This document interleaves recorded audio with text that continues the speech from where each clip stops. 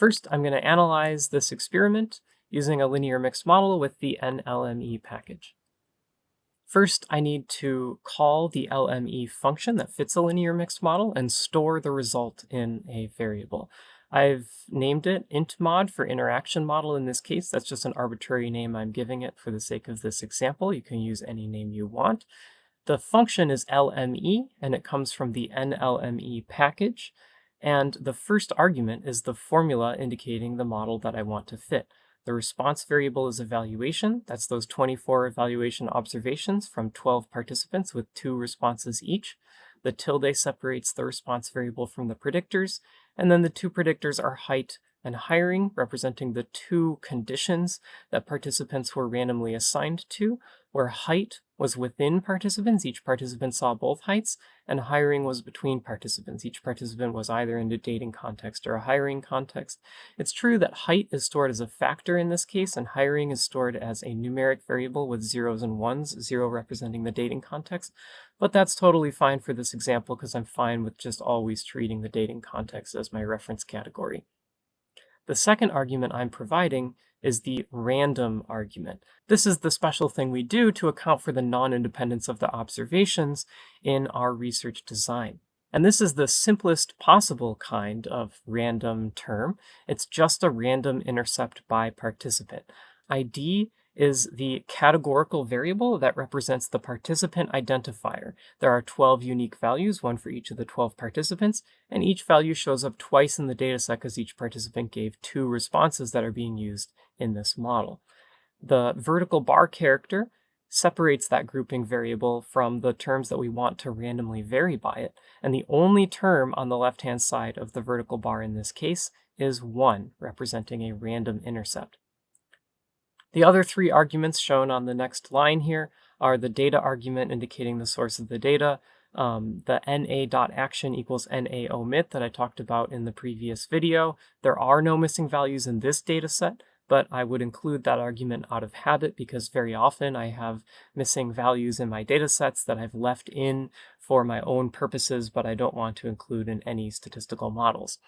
And the final argument, method equals ml, is perhaps a bit opaque to you at this point, but it's a different way of fitting a linear mixed model besides the default REML, and the reason I'm using it here is to permit model comparisons, which I'll show you in a moment. And next, I'm simply going to call the summary function on this intmod that I created. The summary function gives a lot of output, like we saw in the slideshow, but the part that I'm focusing on here is this table of fixed effects in the middle of it. This is the standard regression table that you're accustomed to from the LM function. There are several key results here. First is that there is a significant interaction between height and hiring. The value of that interaction term is precisely -3. The p-value is less than 0.01, so I would be tempted to call it statistically significant. This p-value is calculated from a t-test. It's not the only way to calculate a p-value for a term like this. It's just one example, and it happens to be the default in the NLME package. I can also interpret the lower order terms much like I would from a regular LM summary. So height tall represents the difference between the short condition and the tall condition. In the dating context, which is the reference category for the other condition variable, the value 3.67 indicates that the tall applicants were evaluated 3.67 units more favorably than the short applicants in a dating context, and that discrepancy is definitely statistically significant. The interaction indicates that the discrepancy that's so large between the tall and short candidate in the dating context would be much smaller in the hiring context. So if you're generally comfortable with interpreting interactions in regression models, then this table should be fairly familiar looking to you. There is another way to get a formal test of the interaction. Remember I said that this t-test that resulted in this p-value of 0.0098 was just the default in the NLME package and not the only way to come up with a p-value for a term in a linear mixed model. Well, another way is to set up a model that omits that term and do an explicit model comparison using a likelihood ratio test.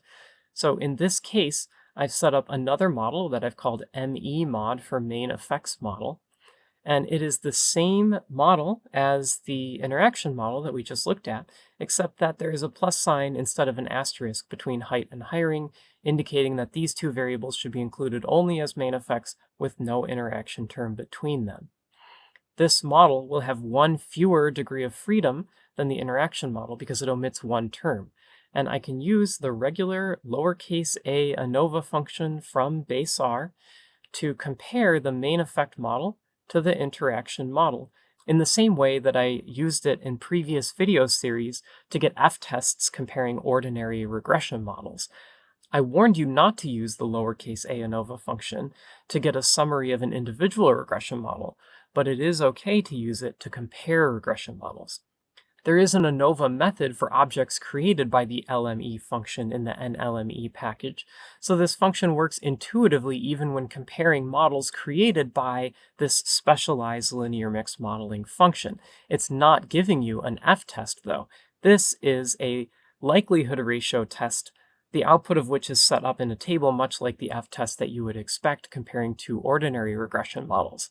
The degrees of freedom of the main effects model is 5, the interaction model is 6. They're different by 1 unit, and we have a p-value for this likelihood ratio test comparing these models that comes out to 0.0038. It's still statistically significant. It's not exactly the same as the 0.0098 from the t-test, and that's because this is a different kind of statistical test that makes different assumptions about the best way to compare these models. But it is still a test of whether the interaction is statistically significant, because the interaction is the only term that differs between these two models. I'm not going to try to tell you what the best way is of testing a term in a linear mixed model. I'm just going to show you a few different ways and hopefully reassure you that most of the time they give similar answers. Here is another option. You can conduct a walled test of the interaction. Here I'm using the capital A ANOVA function from the CAR package and applying it to the interaction model. This gives type 2 tests of this model, so it gives overall main effects and a test of the interaction. These terms do not represent conditional effects like the slopes for the lower order terms from the linear mixed model summary output that I looked at a moment ago. Instead, much like the capital A ANOVA function's application to ordinary regression models, it gives tests of these terms as though they were coming from a model that omits the interaction term entirely.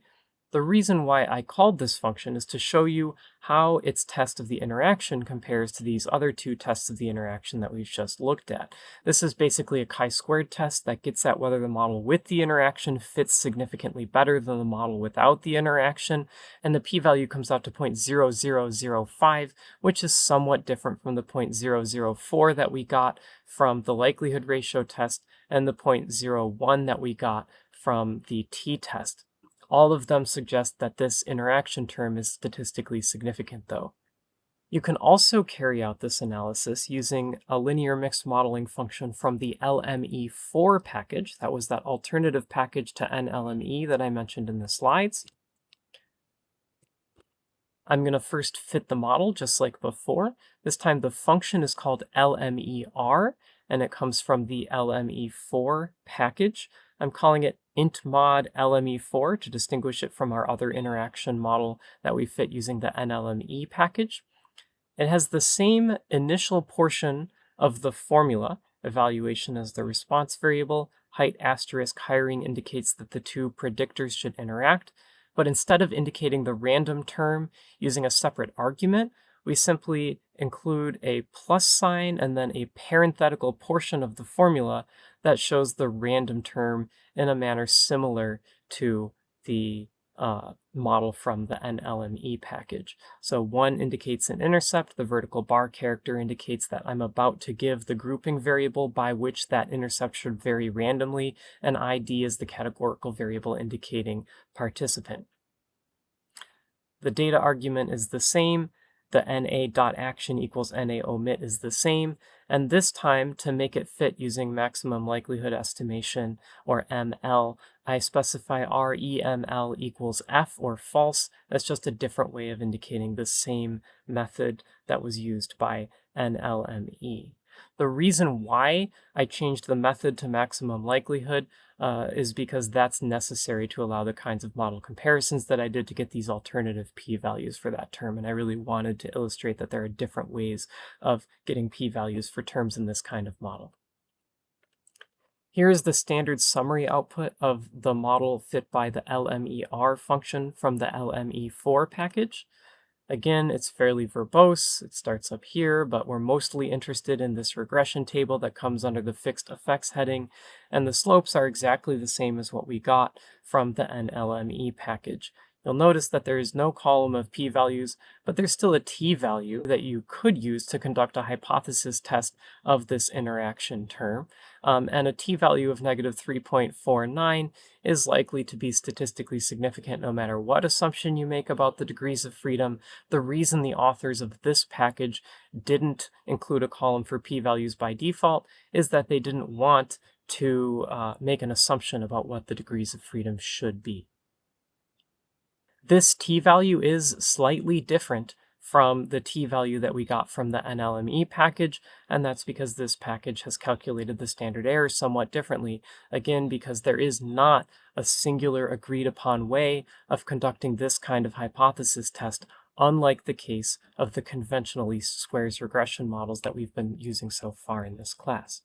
With the LME4 package, you can also conduct a likelihood ratio test. I'm creating a main effect model using the LMER function from the LME4 package, which is again the same as the interaction model, but with a plus sign instead of an asterisk between height and hiring to create a model that is different only in that it excludes the interaction term, and using the lowercase a ANOVA function from base R to compare the main effect model to the interaction model. These models differ by 1 degree of freedom, and the p-value from this likelihood ratio test is 0.004, which is exactly the same as what it was from the NLME package. Finally, I can conduct a walled test using the capital A ANOVA function from the CAR package on the interaction model, and I get a p-value for the interaction of 0.0005, exactly the same as what I got from the NLME package.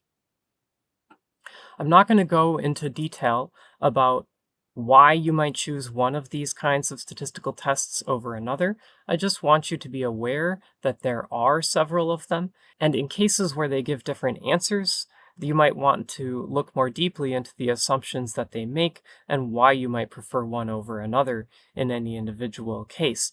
But in many cases, they will give you conceptually similar answers to your main research questions, and this video is not designed to be a deep dive into the methods and applications of linear mixed modeling, so I'm just going to end the video with the point that there are several options for calculating p-values in linear mixed models, and I want you to at least be reasonably comfortable with how to execute the code to calculate those p-values, even if we're not covering the details of why they're different from each other.